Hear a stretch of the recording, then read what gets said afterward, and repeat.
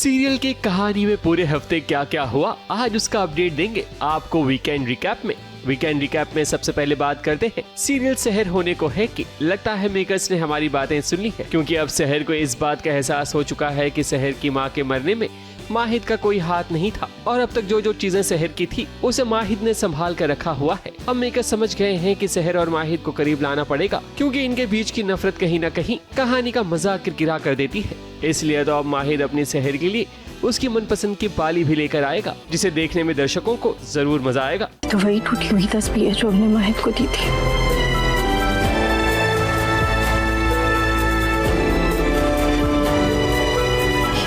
ये रुमाल। अब बात करते हैं सीरियल टू जूलियट जल्दी की। पूरे हफ्ते कहानी का निचोड़ ये था कि हीर ने दादी की पोल तो खोल दी थी, जिसके बाद ही अब हीर और नवाब की शादी होने वाली है। मगर शादी से पहले हीर को अग्नि परीक्षा से गुजरना पड़ेगा। टीवी की कहानी में सारी चीजें स्मूथली कहाँ होती है। ऐसे में हीर और नवाब के बीच एक बार फिर दूरियां आएंगी, मगर इस बार उसकी वजह कोई और नहीं बल्कि नवाब की माँ बनेगी।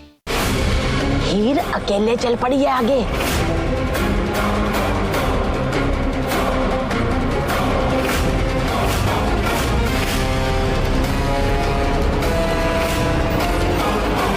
अब बात करते हैं सीरियल क्यों की सास भी कभी बहू थी की। मेकर्स ने जो बज़ क्रिएट किया है मिहिर को लेकर, अब देखना पड़ेगा कि मिहिर के नाम का सूरज कहां से निकलता है, क्योंकि इस हफ्ते तो मिहिर का सिर्फ नाम ही सुनाई दिया था। अब पता नहीं कब मिहिर की मुंह दिखाई होगी। लगता है मिहिर के नाम पर मेकर्स कुछ और हफ्ते निकाल ही देंगे। तृप्ति अब शांति निकेतन में एंट्री करेगी, शायद उसके बाद ही मिहिर की भी एंट्री हो। तुम्हारी तुलसी माँ तो यहाँ है, मिहिर पापा कहाँ है? बताना नहीं खुद पता नहीं पतिदेव कहाँ है। दुखती रग पर हाथ रख दिया। So sorry. जब मैं शांति निकेतन में रहने आऊंगी तो मैं खुद पता चला लूंगी। शांति निकेतन में रहने आऊंगी। अब लापता पति का ढूंढना जरूरी है।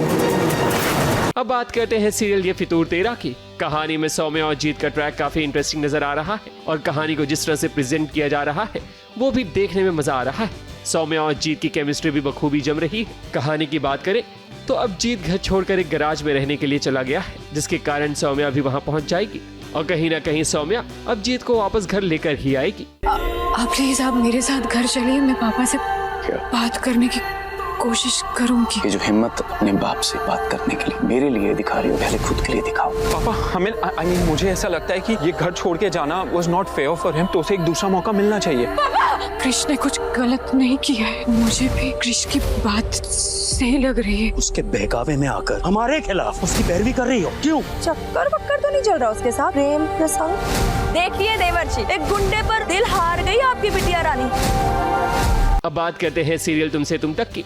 मेकर्स को अब समझ आ गया है कि कहानी के मुद्दे से नहीं भटकना चाहिए, इसलिए अब कहानी को राजनंदिनी पर ही फोकस कर दिया गया है, जो देखने में अच्छा भी लग रहा है। राजनंदिनी की कहानी से अब धीरे धीरे पर्दा उठ रहा है और जैसे जैसे पर्दा उठेगा वैसे वैसे अनु और आर्यवर्धन के रिश्ते में एक दरार नजर आएगी, मगर साथ साथ आर्यवर्धन का परिवार भी बिखरने लगेगा।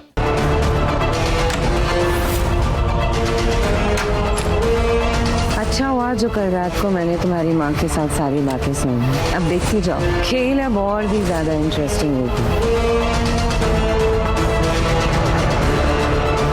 इतनी रात को अनु कहाँ चली गई?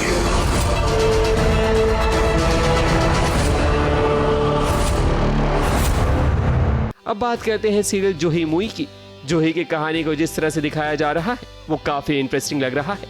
पूरे हफ्ते जो स्ट्रगल था जूही का वो भी देखने में मजा आया और संयम ने जिस तरह से जूही का साथ दिया वो भी काफी अच्छा लगा। वहीं संयम के पिता की एंट्री ने तो जैसे शो में जान ही डाल दी, क्योंकि जितना स्ट्रॉन्ग विलेन होता है हीरो उतना ही उभर कर सामने आता है।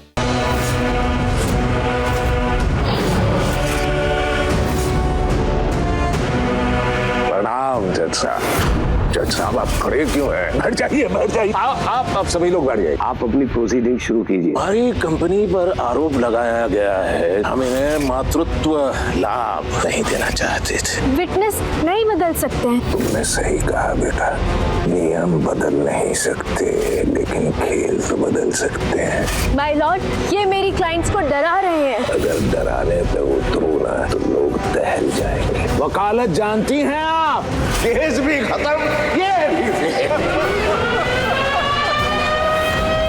जो सुने, उसकी तो भगवान भी नहीं सुनता। अब बात करते हैं सीरियल बरेली के बच्चन की। संगम की जिंदगी में जिस तरह से उतार चढ़ाव आए हैं वो देखने के लायक था। घर वालों से कोई उम्मीद जब नजर नहीं आई तो उसने कृष्णा के साथ रहने का फैसला लिया, जो बिल्कुल ठीक था। वहीं संगम की सादगी और बच्चन परिवार की जो हरकतें हैं वो देखने के लायक होती हैं। इंतजार ही रहता है कि अब बरेली के बच्चन का परिवार क्या नया कारनामा करने वाला है। इस तरह से कहानी में तड़का लगता है, तभी तो दर्शक शो से जुड़ते हैं। आज तीज है और तुमने मेहंदी भी नहीं लगवाई, हम तुम्हें लगा देते हैं थोड़ी सी। बच गए खाटू श्याम बाबा, वरना अभी हमारा हरियाली तीज का उपवास टूट जाता है। आप लोग कब आए? कृष्णा भैया तो कब के आ गए और गिफ्ट भी लेके आए आपके लिए, स्पेशल वाला। रखे थे कांच। क्या हुआ? वीकेंड रिकैप में आज बस इतना ही। ABP news report.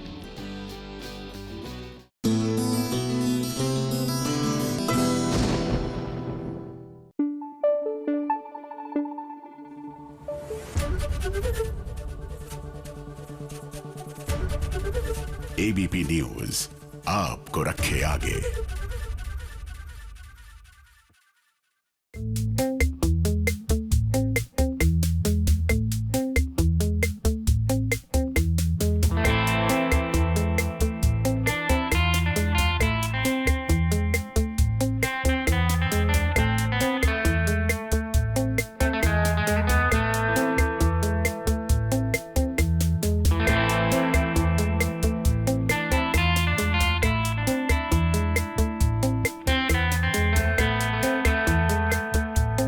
रक्षित की जान खतरे में है क्योंकि वो बंद हो गया है स्टोरेज रूम में, जहां खाना स्टोरेज किया जाता है। यहां का तापमान माइनस में है, जिसके कारण रक्षित दूध से दही बन सकता है।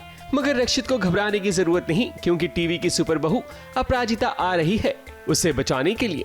टीवी सीरियल की दुनिया में जो काम पुलिस नहीं कर सकती वो काम टीवी की बहू करती है, चाहे सिचुएशन उसके खिलाफ ही क्यों ना हो। रक्षित गायब हो चुका है, जिसकी तलाश में घर वाले अपराजिता के घर आते हैं। रक्षित की मां सुधा आती है अपराजिता के पास ताकि वो पता कर सके कि रक्षित कहाँ है, मगर अपराजिता को तो खुद पता नहीं होता। वो खुद को कमरे में बंद कर लेती है।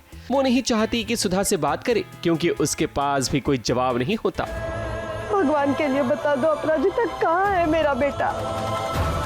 आंटी जी मैं सच कहती हूँ, मैं नहीं जानती वो कहाँ है। तुम नहीं जानती तो कौन जानेगा अपराजिता? देखो, झूठ बोलने की कोशिश भी मत करना, वरना मुझसे बुरा। आप हमारे घर पे आके मेरी दी को धमकी दे रही हैं। जब दी ने बोला उन्हें नहीं पता, मतलब नहीं पता। अब जबरदस्ती डोज क्यों जमा रही हैं? जबरदस्ती का डोज वो क्या होता है वो तुम्हें तब पता चलेगा, अगर हमारा रक्षित नहीं मिला तो। तुम सब लोग पछताओगे, छोड़ेंगे नहीं तुमको। अरे मानती हूँ कि पूजा वाले दिन मुझसे गलती हो गई, इसका ये मतलब तो नहीं कि मेरे बच्चों से आप बदतमीजी करें। एक मिनट, बदतमीजी तो की ही नहीं। हाँ, लेकिन अगर सीधे तरीके से नहीं बताया कि मेरा बेटा कहाँ है तो बदतमीजी भी होगी। आपको जो करना है कर लीजिए। जब करेंगे तो रोना मत। हे भगवान, पूरा खानदान ही सटका हुआ है।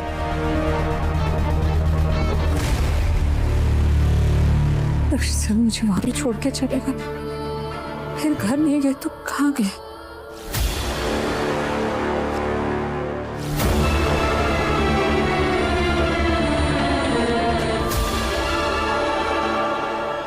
बस कीजिए।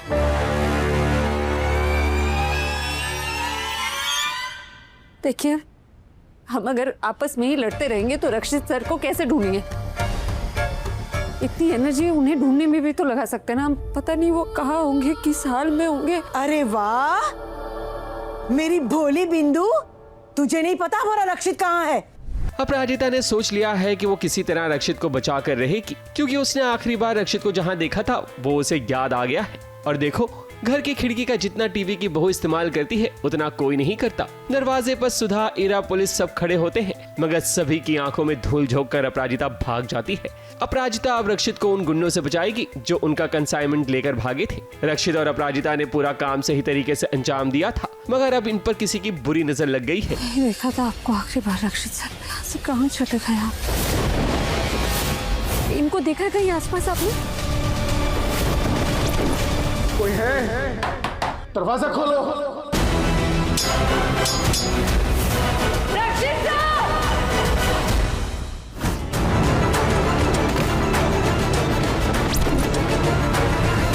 रक्षित की हालत तो खराब हो जाएगी, मगर किसी भी हाल में अपराजिता अपने रक्षित को बचा ही लेगी। फिर यहाँ से कहानी में एक नया मोड़ आएगा और हो सकता है कि अब दोनों के बीच की दीवार भी पिघल जाए।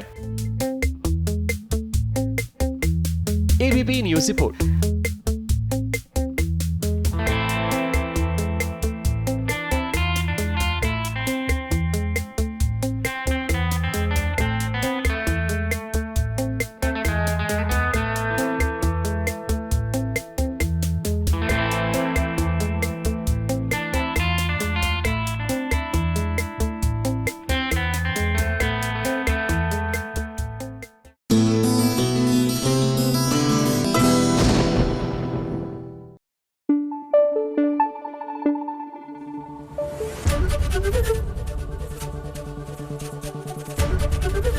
एबीपी न्यूज आपको रखे आगे। जो सीन्स आप टेलीविजन पर देखते हैं, यकीन मानिए उनको फिल्माना कितना कठिन होता है ये तब पता लगता है जब आप सीरियल के सेट पर जाते हैं और बिहाइंड द सीन्स कितनी मशक्कत हो रही होती है वो देखने को मिलता है। अब जैसे कि आरंभी में वो विहान का बोरवेल में गिरने वाला सीन, चलिए आपको बिहाइंड द सीन्स लेके जाते हैं, किस तरह ध्रुव उस पूरे सिस्टम में घुसे और कैसे शूट हुआ ये दिखाते हैं।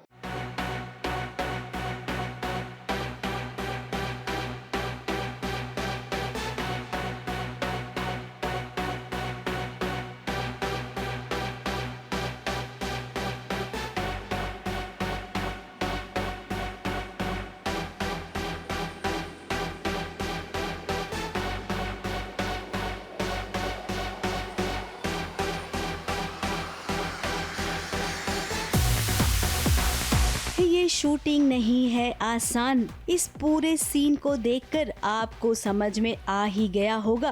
एक्टर की जिंदगी दिखती है चकाचौंध वाली, लेकिन उस चकाचौंध की जिंदगी को बनाया कैसे जाता है ये आप देखिए इनकी कड़ी मेहनत को देखकर।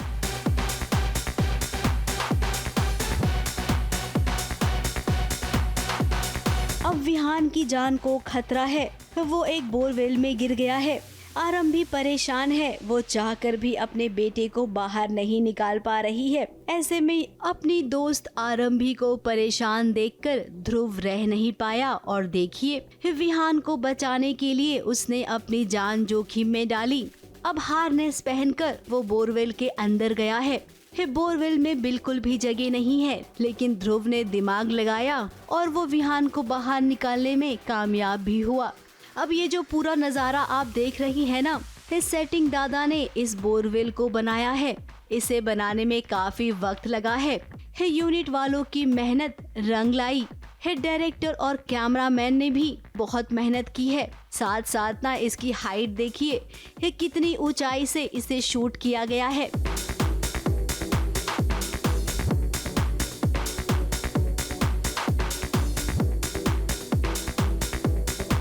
अब हम आपको ये पर्दे के पीछे का नजारा दिखा रहे हैं।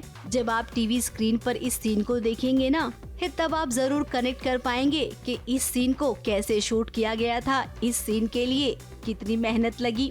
अब कलाकार अपने दर्शकों को एंटरटेन करने के लिए हर मुमकिन कोशिश करते हैं और इसीलिए तो फैंस इनसे इतना प्यार करते हैं। मुंबई से कैमरामैन आतिश कामड़े और विशाल शर्मा के साथ एबीपी न्यूज रिपोर्ट।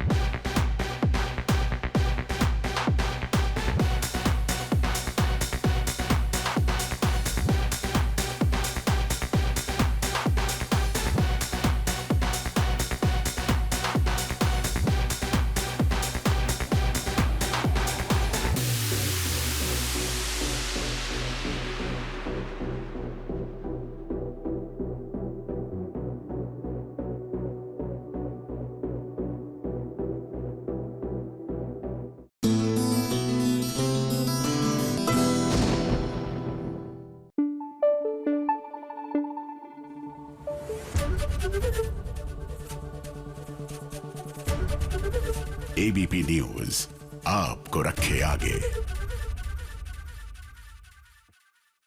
अच्छा, एज पेरेंट्स ना, हमारे बच्चे जब भी सुंदर लग रहे होते हैं, अच्छे से तैयार होते हैं, हम काला टीका लगा देते हैं।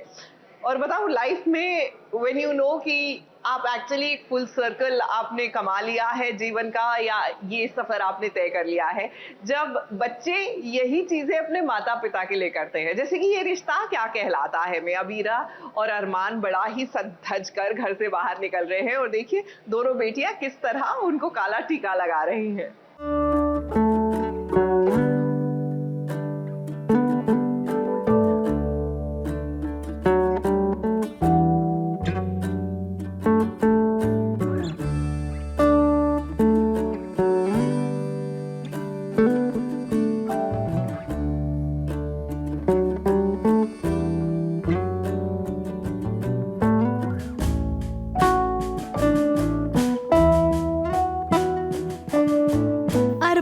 और अबीरा तैयार हो गए हैं डेट पर जाने के लिए। और इस बार देखिए, अबीरा ने तैयार होने में कोई कसर नहीं छोड़ी है। अरमान ने बड़े प्यार से अबीरा के लिए इन कपड़ों को पसंद किया है। बालों में गजरा लगाकर तो और भी प्यारी लग रही है अबीरा। अब अरमान अबीरा जब एक साथ होते हैं ना, तो बाय गॉड वो बहुत ही क्यूट लगते हैं। नहीं, she is looking gorgeous. Look भी चेंज हुआ है। और ये ड्रेस तो मैंने दी, गजरा कहाँ से आया अबीरा? ये गजरा प्रोडक्शन ने दिया। अच्छा, प्रोडक्शन ने गजरा दिया है, but the colour is looking nice. और अबीरा ने आज बाल भी चेंज किए हैं, तो हाँ, मतलब चेंज किए हैं तो अच्छा लग रहा है। तो पिछले सीन में जहाँ मैं अबीरा के बालों की तारीफ़ नहीं कर पाया था, बिकॉज मैं ऑलरेडी किसी अपने ही ट्रॉमा में बिजी था। Today I want to say that your hair is looking very good. अब हम कुछ कहें इससे पहले, इनके दोनों बच्चे हैं ना, वो ही अपने मम्मी पापा की नजर उतार रहे हैं। मायरा और वानी अपनी माँ पापा की तारीफ करते नहीं थक रहे हैं। अब एक साथ परिवार को देखना कितना अच्छा लगता है ना। हमारे ब्लॉग्स हो गए। ये लोग दोनों फेमस डायलॉग्स ही खुद बोलेंगी। आओ बताओ, क्या क्या बोला था तुमने अपने टेक पहले? आप दोनों को देख के मेरे ब्लॉग्स धै हो गए। नहीं, मेरे उसके बाद इसने क्या होश खो बैठे हैं। नहीं, वो नहीं था। उसके आप दोनों फैशन पेजेंट में जा रहे हो। बैक टू बैक ऐसे डायलॉग सुनने। और फिर अबीरा ने बोला था कि है ना, अपनी मेमोरी से इलेज कर दो। वो बात नहीं था। एंड तुम लोगों को जान के बहुत खुशी होगी कि मैंने भी टीवी को लीवी कुछ ऐसा कुछ बोला था। अंग्रेजी के लिए काफ़ी आज काला दिन था अंग्रेजी के लिए, बट मुक्ति ने सिर्फ हिंदी में गलती की, क्योंकि इसके लिए पहले हिंदी है, अंग्रेजी तो एक अलग टास्क है। बट अब दर्शक तो जानते ही हैं कि अरमान और अबीरा जहां पर जा रहे हैं, वहां पर मायरा भी पहुंचेगी। और मायरा के साथ जब कबीर को वहां पर देखेंगे ये दोनों, तब क्या होगा? अरमान अबीरा की डेट तो एकदम से बर्बाद हो जाएगी। अभी ये सब इतने खुश हैं, लेकिन वहां पर ना सिचुएशन आउट ऑफ कंट्रोल हो जाएगी। उम्मीद करते हैं कि अबीरा सब संभाल ले, जैसे कि उसने बाप और बेटे के रिश्ते को संभाल लिया है।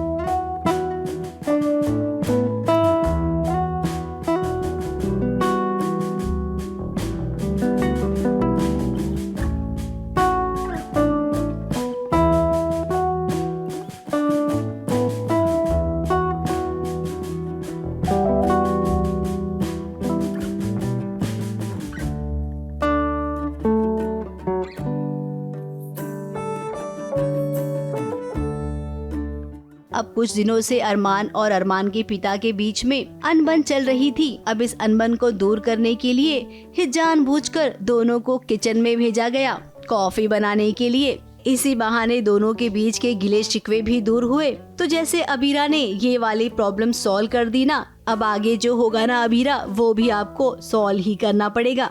मुंबई से शिवानी सिंह के साथ एबीपी न्यूज रिपोर्ट।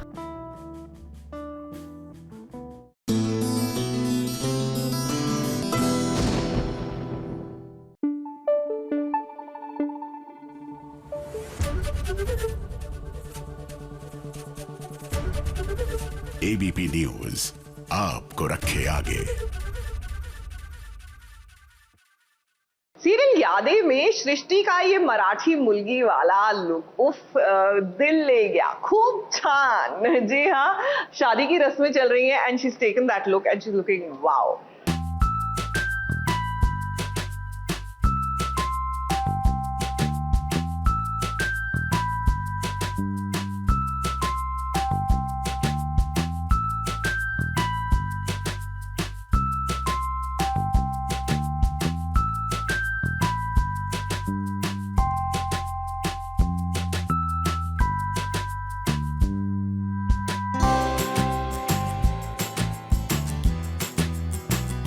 लाल साड़ी पहनकर मराठी लुक में तैयार हो गई है सृष्टि। अब घर में गौरी पूजा रखी गई है, वो भी आजी साहब के कहने पर। अब वो क्या है ना कि आजी साहब चाहती हैं कि शादी से पहले दिग्विजय और सृष्टि के लिए घर में पूजा रखवाई जाए। अब शादी के फंक्शंस हो रहे हैं तो उनमें ड्रामा भी होगा, क्योंकि बिना ड्रामे के तो कोई भी सीन खत्म नहीं होता है। और देखिए यहाँ पर आजी साहब ने क्या किया। तो जस्ट नॉर्मल जैसा पूजा करते हैं गौरी पूजा के टाइम पे, वैसा सिंपल सी साड़ी है, कुछ बहुत ज़्यादा है नहीं।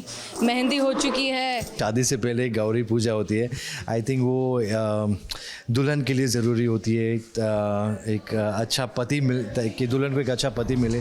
जिया और ध्रुव की जिम्मेदारी उठाई है सृष्टि ने, मगर आजी साहब का ये मानना है कि अब सृष्टि की शादी उनके बेटे दिग्विजय से हो रही है तो उसे इस जिम्मेदारी से मुक्त हो जाना चाहिए। जिया और ध्रुव सृष्टि के बच्चे तो है नहीं, तो जाहिर सी बात है कि अब उन्हें इस सृष्टि की जिंदगी में दखल नहीं देना चाहिए, ऐसा आजी साहब का मानना है। दिग्विजय की मां आजी साहब थोड़े पुराने ख्यालों की हैं और उनका ये मानना है कि अपना खून तो अपना ही होता है। ऐसे में सबके सामने आज जब उन्होंने जिया की बेइज्जती की तो ये बात पसंद नहीं आई सृष्टि को। और देखिए सृष्टि भी सुनने वालों में से नहीं है।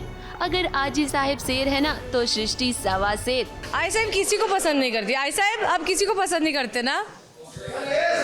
किसको?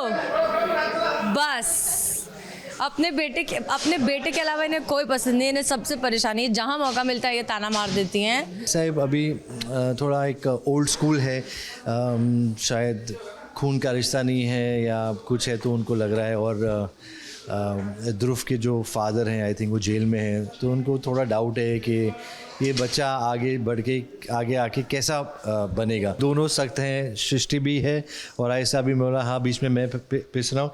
इसे एक तरफ सृष्टि, जिया और ध्रुव का नाम है, तो अभी आई साहब को कैसे पीछे छोड़ें, तो यहाँ पे आई साहब का भी नाम लिखवा दिया है। जैसे जैसे अब कहानी आगे बढ़ेगी सृष्टि और आजी साहब के बीच की ये लड़ाई हमें देखने को मिलेगी। ये सब देखकर ना हमारे मन में तो बस यही आता है कि इतनी आसानी से दिग्विजय और सृष्टि की शादी नहीं होने वाली, क्योंकि सृष्टि बहुत मॉडर्न है और आजी साहब को तो आप सभी अब तक समझ ही गए होंगे ना। तो इन दोनों के बीच सास बहू वाला ये रिश्ता बन पाएगा या नहीं, इसे लेकर हमें थोड़ा सा डाउट है। मुंबई से प्रिया धवड़े के साथ ABP news report.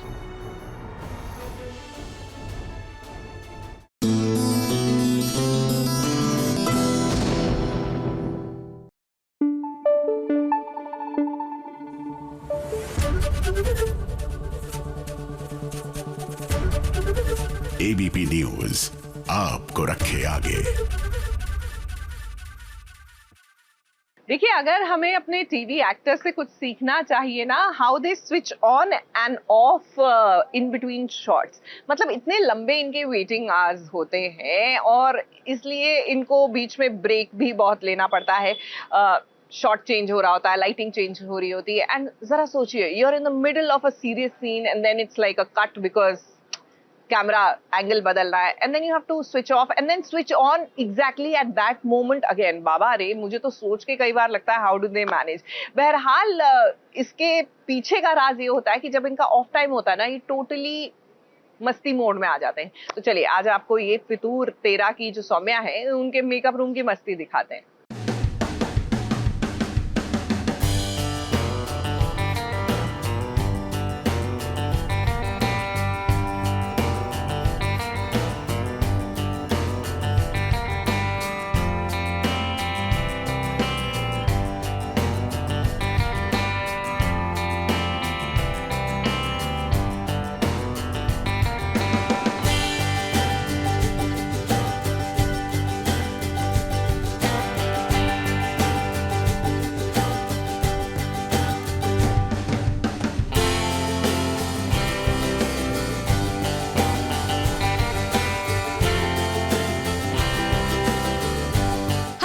Dev Chandrima and you guys are watching me on SVS। आज हम लोग मेकअप रूम स्टोरी कर रहे हैं, तो आज आइए देखते हैं हमारे मेकअप रूम के अंदर क्या है, कौन कौन है। बहुत सारी आवाज़ें आ रही है अंदर से।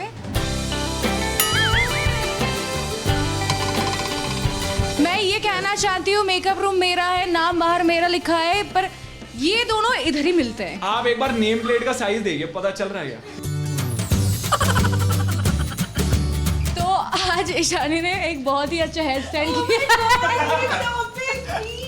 आपने वो देखी है? आपने वो देखी है? लास्ट बेचने वाला तो मामू होता है, वो from Chandni Chowk to China. Gen Z look है, प्लीज सारे जेंजीज आप बताइए। चलता रहता है। तुम मोटिवेटेड कब थी लाइफ में? अभी डीमोटिवेट कहाँ से करूँ मैं? समझ रहे हैं आप लोग? समझ में आ रहे हैं ना यहाँ क्या होता है? ये भी ईशानी लाई है तो खुलने का नाम ही नहीं ले रहा 1 घंटे से। बिल्कुल बता रही है कि मैं भी कुछ लाई हूँ तुम दोनों के लिए।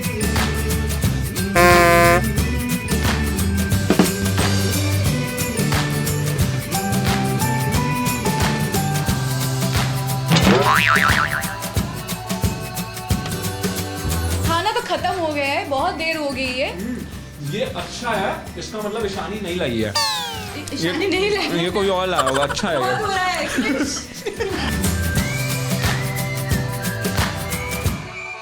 सुनिए, ये एक छोटा सा कैफे टाइप का है जहाँ पे मिक्सर है, इंडक्शन है। मेरा जो बॉय है वो खाना बनाता है। मिल्क शेक, ओरियो शेक, जो कुछ भी आपको चाहिए सब कुछ मिल जाएगा यहाँ। तो मेरा जो छोटा सा मेकअप रूम है, यहाँ पेड़ है, इधर एक है, उधर और एक है। यहाँ बैठ के मैं रोज सुबह 15 मिनट में रेडी हो जाती हूँ। ये तो फैन पेजेस ने दिए हमें बहुत सारा प्यार, बहुत कुछ लिखा है उन्होंने। ये हाथ से ही बना हुआ होगा, डैम श्योर। यहाँ पे ये जब मुझे सोना पड़ता है, मैं लाइट ऑफ करके बस इसको ऑन करके सो जाती हूँ। बहुत ही क्यूट सा है, दिखाती हूँ मैं आप लोगों को।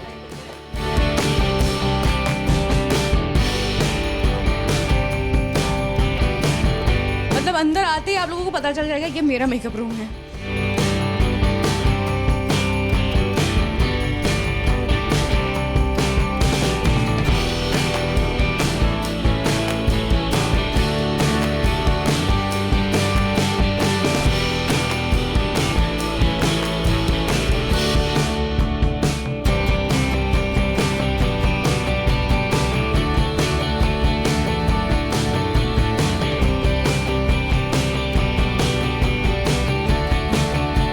कैसा लगा मेरा मेकअप रूम और हमारी मस्ती? ये देखने के लिए हमारा शो तो आप लोगों को देखना ही पड़ेगा। हर रोज 8:30 बजे स्टार प्लस पे ये फितूर तेरा, क्योंकि ये सिर्फ इश्क नहीं, फितूर है।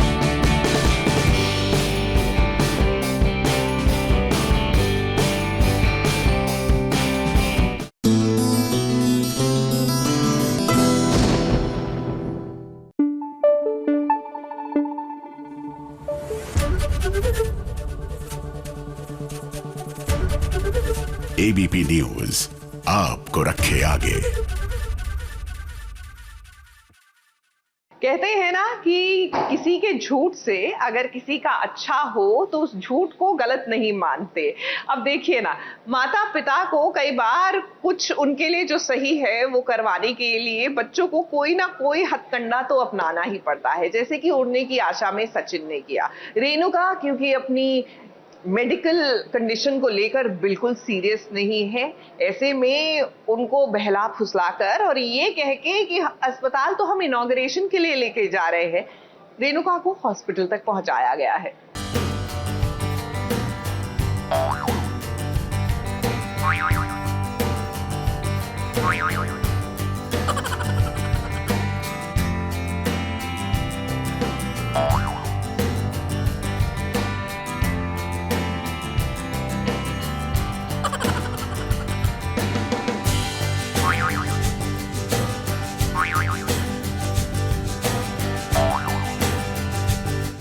जहां एक और सचिन और सायली सोच रहे थे कि अब वो जल्द से जल्द गणपति फूले चले जाएंगे, अब उनकी इस सोच पर पानी फिर गया है। क्योंकि रेणुका को एक भयंकर बीमारी जो लग गई है। कभी कभी क्या अक्सर वो अब सब कुछ भूल जाया करती है।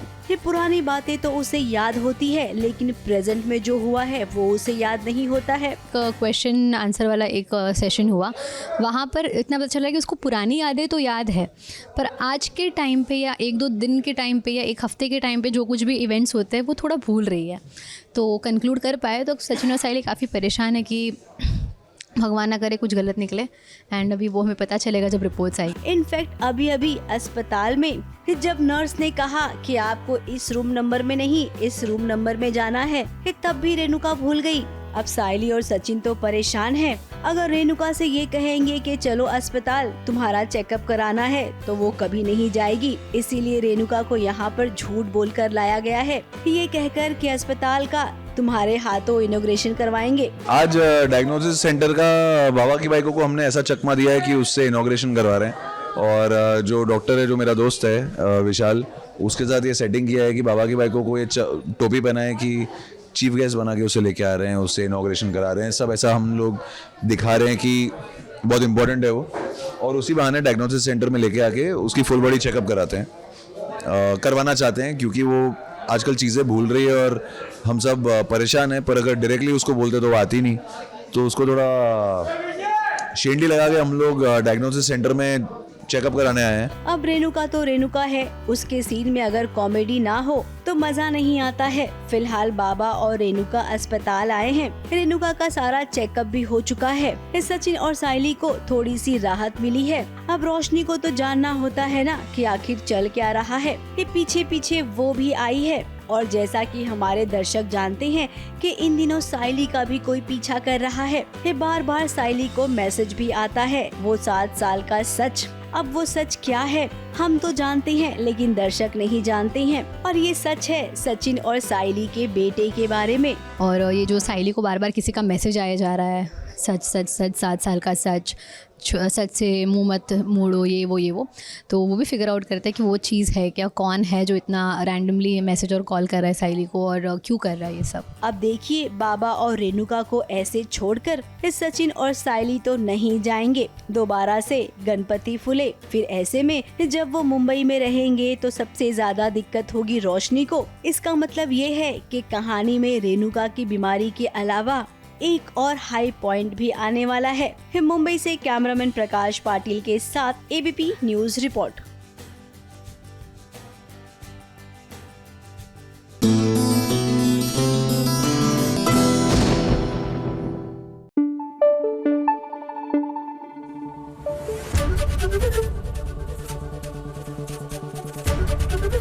एबीपी न्यूज आपको रखे आगे।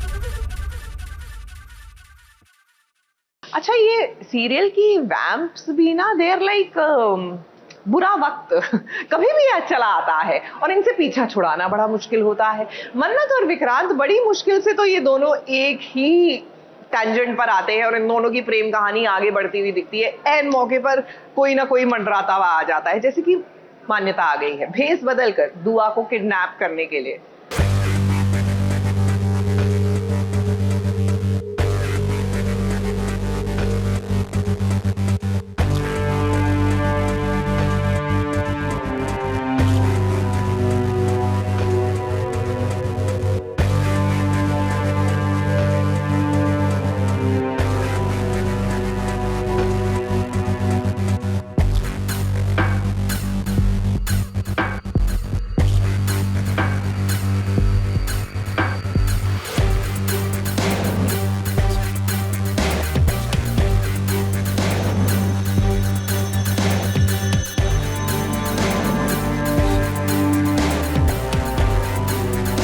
विक्रांत और मन्नत को साथ देखकर मान्यता को जितनी मिर्ची लगती है उतनी मिर्ची उसने आज विक्रांत के पापा रोनी के सूप में डाल दी है। और देखिए उसके बाद क्या हुआ। आप सभी को यहाँ ये भी लग रहा होगा कि आखिर भेस बदलकर ये मान्यता घर में क्यों आई है और उसका क्या मकसद है। तो हम आपको ये बताना चाहेंगे कि दुआ को किडनैप करने के लिए मान्यता ने घर में एंट्री ली है। मान्यता तो अपने सेंसेस में नहीं है, वो पागल हो चुकी है, वो मेंटल है, वो साइको है। तो वो ड्रग्स पे है अभी, और वो अभिमन्यु को बहुत ज़्यादा मिस कर रही है, तो उससे वो पेन बर्दाश्त नहीं हो रहा है। और जब वो ये सुनती है कि अभिमन्यु दुआ की वजह से सालूजा हाउस में, तो बस वो किसी ना किसी तरह से यहाँ पे आ जाती है और दुआ को किडनैप करने की कोशिश करती है। उसको लगता है कि अगर दुआ उसकी लाइफ से चली जाएगी तो अभिमन्यु वापस आ जाएगा उसके पास। मन्नत और विक्रांत अब साथ आ गए हैं, तो ऐसे में ये बात मान्यता को पच नहीं रही है और उसे ये बात भी पता चल चुकी है कि इस घर में विक्रांत फिलहाल दुआ के लिए रह रहा है। ऐसे में मान्यता को लगता है कि अगर वो दुआ को किडनैप कर अपने साथ ले जाएगी तो उसके पीछे पीछे विक्रांत भी जरूर आएगा। इसीलिए मेजबानी में काम करने के बहाने से घर वालों के बीच में वो आई है। अब देखिए, मन्नत विक्रांत के साथ साथ सभी घरवाले आज पिक्चर देख रहे हैं, खुशी का माहौल है। लेकिन इसी बीच रौनी के सूप में मान्यता ने मिर्ची मिला दी ताकि जब रौनी की तबीयत खराब हो तो सबका ध्यान उन पर चला जाए और फिर वो दुआ को यहाँ से लेकर रफू चक्कर हो जाए। यहाँ पे सब बैठ के मूवी देख रहे होते हैं, इतने में मान्यता सुनती है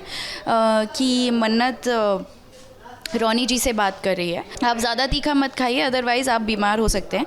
तो मान्यता सुन लेती है और बस इशारों में मतलब उसे समझ आता है कि मैं अगर मिर्ची डाल दूंगी तो इनकी तबीयत ख़राब हो जाएगी और सबका ध्यान बढ़ जाएगा और उतने में मैं दुआ को लेके चली जाऊंगी। तो वो वैसा ही करती है, जाती है मिर्ची डाल देती है उनके सूप में, सबका ध्यान बढ़ जाता है, सब रौनी जी के पास चले जाते हैं और वो दुआ को लेके चली जाती है। आने वाले ट्रैक में अब आप देखेंगे कि मान्यता दुआ को यहाँ से किडनैप कर ले जाएगी। ऐसे में जब विक्रांत और मन्नत को इस बारे में पता चलेगा तो वो अपनी बेटी इस दुआ को बचाने के लिए मान्यता के पीछे पीछे जाएंगे।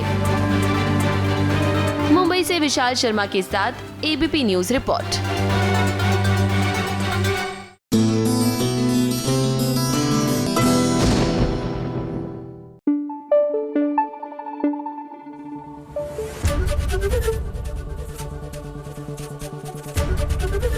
एबीपी न्यूज आपको रखे आगे। तू ही रे दिल में, यहाँ पर तो भैया हिट एंड मिस ही चले जा रहा है, तो चले जा रहा है वृंदा और संजय के बीच में। और अब तो हाल ये है कि दोनों एक ही अस्पताल में हैं, पास पास भी है, लेकिन फिर भी एक दूसरे को देख ही नहीं पा रहे।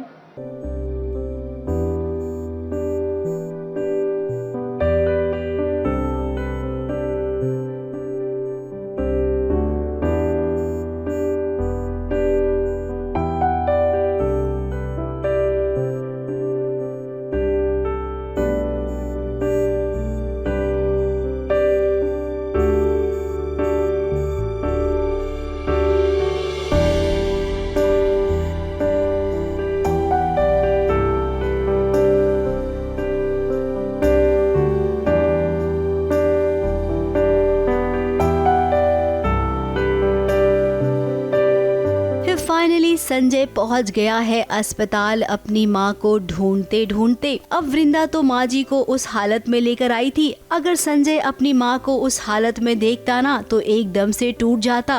वृंदा ने माँ जी की जान आज बचा ली है। अब इस शहर में वृंदा अकेली है, हालांकि स्वाति उसे अपनी बहन मानती है, लेकिन वो खुद स्वाति की जिंदगी से दूर हो गई है। अब स्वाति की माँ भी तो वृंदा पर कितना कहर ढाती है, फिर ऐसे में ये दुखों का पहाड़ वृंदा पर ही गिरता है। अब अस्पताल में इतने करीब होने के बाद भी वृंदा और संजय एक दूसरे को नहीं देख पाए और वृंदा तो चाहती ही है कि वो संजय की जिंदगी से दूर चली जाए। मैं देखती हूँ, मैं प्रॉपर्ली तो देख नहीं पाती हूँ संजय को, बट वही शैडोज में उनका परिवार आता है तो मुझे ऐसा लगता है कि मुझे उन्हें डिस्टर्ब नहीं करना चाहिए। और उनका परिवार इतनी फिक्र कर रहा है उनकी, तो अब उनके पास कोई है उन्हें संभालने के लिए। मैं यहाँ से निकल जाती हूँ और अपने घर जाती हूँ, तो वही थोड़ा सा हिट एंड मिस होता है। संजय मुझे नहीं देख पाते, मैं संजय को नहीं देख पाती, और संजय अपनी एंगेजमेंट छोड़ के आए जो कि मुझे नहीं पता, पर as a viewers point of view मैं आपको बता रही हूँ कि संजय की एंगेजमेंट हो रही होती है, तो वो एंगेजमेंट छोड़ के आते हैं क्योंकि उनकी माँ अस्पताल में है। अब क्या वाकई में आपको लगता है कि वृंदा चली जाएगी अपने गाँव, संजय और स्वाति की सगाई हो जाएगी? अब हम जानते हैं कि आपको लगेगा कि ऐसा नहीं होना चाहिए, लेकिन क्या करें, राइटर ने ऐसी ही स्क्रिप्ट लिखी है। अब संजय को क्यों एहसास नहीं हो रहा है कि उसे स्वाति के साथ शादी नहीं करनी चाहिए? वृंदा के साथ उसकी शादी हुई है और वो शादी असली थी, नकली नहीं। अब मैं माँ को सारा क्रेडिट देती हूँ, मुझे हमें माँ पे अटूट विश्वास है, तो मेरे हाथ में जो मौली बंदी होती है, जो पूरा चुनरी होती है अम्मे माँ की, माँ ने मुझे दी होती है मेरी रक्षा के लिए, मैं वो निकालती हूँ और वो उन्हें दे देती हूँ कि अभी आपको रक्षा की ज़्यादा ज़रूरत है।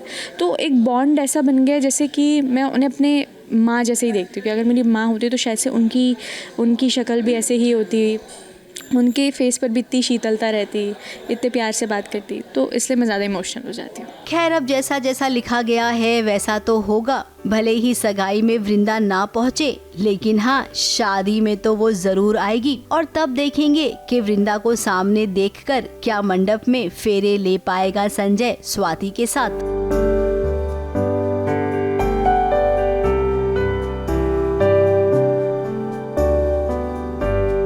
मुंबई से स्नेहिल यादव के साथ एबीपी न्यूज रिपोर्ट।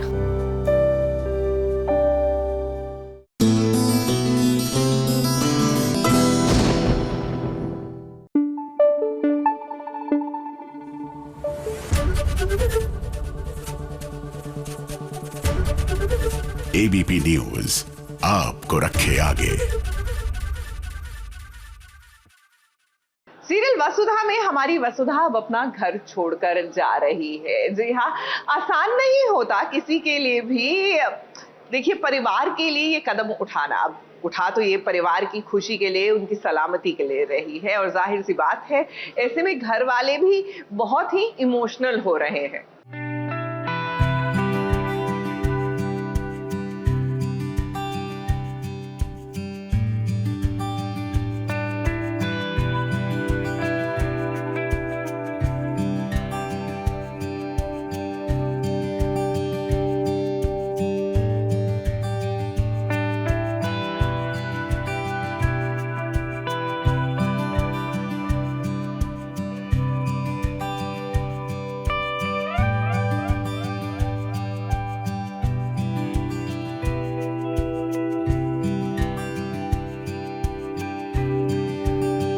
चांदनी रात के तले देव और वसुधा जब मिले तो इनके बीच प्यार और खूब सारा रोमांस तो बनता है। अब घर की छत पर वसुधा के लिए देव ने प्यारा सा सरप्राइज प्लान किया और उसे वो यहाँ लेकर आया है ताकि उसके साथ प्यार भरे 2 पल बिता सके और रात भर प्यारी प्यारी बातें भी कर सके। अब वैसे तो यहाँ वसुधा थोड़ा सा हिचकिचा रही थी, लेकिन देव ने जब वसुधा के कान में एयरपॉड्स पहनाए, रोमांटिक गाना बजा, तो देखिए कैसे ये दोनों डांस करते हुए नजर आए।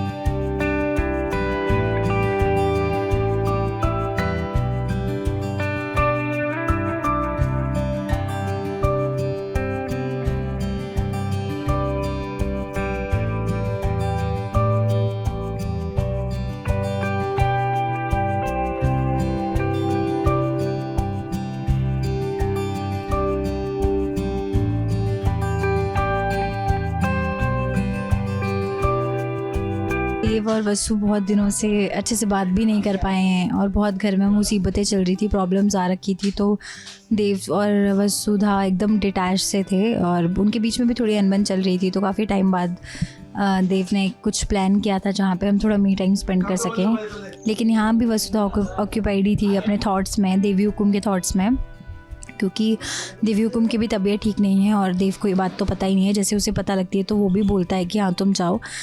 लेकिन हाँ, बहुत दिनों बाद ये थोड़े खुशी के पल आए और हमने डांस किया, बातें की, तो अच्छा लगा। सीरियल की कहानी में बहुत जल्द ही देव और वसुधा एक दूसरे से दूर होने वाले हैं। अब दूर होने से पहले मेकर्स दोनों को करीब तो लाएंगे ही। जाहिर सी बात है कि थोड़ा सा रोमांस तो दर्शकों को दिखाना पड़ेगा। अब देव तो यहाँ फुल ऑन रोमांटिक मूड में है, लेकिन वसुधा का ध्यान देव पर नहीं बल्कि चंद्रिका देवी पर अटका हुआ है, क्योंकि उनकी तबीयत खराब है। लेकिन देव का कहना भी ठीक है कि उसे ये मौका शायद अब नहीं मिलेगा। 1 साल के लिए वसुधा उससे दूर जा रही है, तो क्या पता उसे ये मौका मिले या ना मिले। हाँ, ऑफ कोर्स अब देव और वसु, जैसे आपको भी आदत नहीं है उन दोनों को अलग और दूर देखने की, वैसे ही वसुदेव को भी आदत नहीं है दूर रहने की। तो वही बात है, अभी वसुधा को जैसे गुरुजी ने कहा है कि 1 साल के लिए जाना पड़ेगा, तो देव बिल्कुल भी मंजूर नहीं है, उसे बिल्कुल भी मंजूर नहीं है ये बात। और ऑफ कोर्स उसे लग रहा है कि मैं इतने सालों तक दूर कैसे, 1 साल तक दूर कैसे रहूँगा। Thank you. अब जैसा कि हमने आपको बताया ही है कि 1 साल के लिए वसुधा को इस चौहान परिवार से दूर रहना होगा और इसीलिए अब देखिए घर से वसुधा की विदाई हो रही है।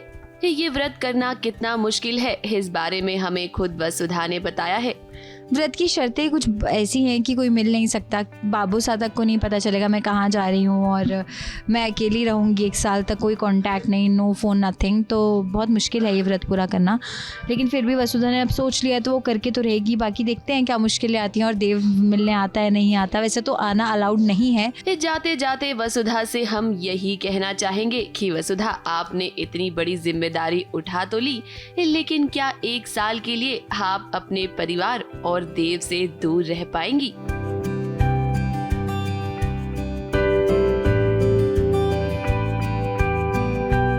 मुंबई से विशाल शर्मा और सोनू शुक्ला के साथ एबीपी न्यूज रिपोर्ट।